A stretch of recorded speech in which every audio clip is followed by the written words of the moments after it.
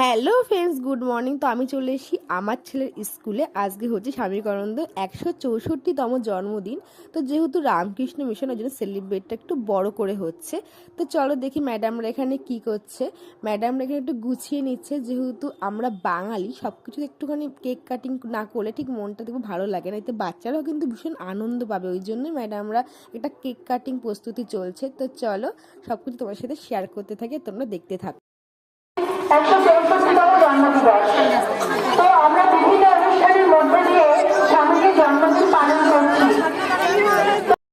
তো এই দেখো চলে এসেছি মন্দিরে। রামকৃষ্ণদেবের মূর্তিটা মানে কি সুন্দর করে সাজিয়েছে ঠাকুরকে, আর সিংহাসনটাও বাইরে খুব সুন্দর করে সাজিয়েছে। এখানে সবাই বসে রয়েছে, আর সামনে হচ্ছে ঠাকুরের গান বাজনা, সবাই খুব মনোযোগ সহকারে শুনছে।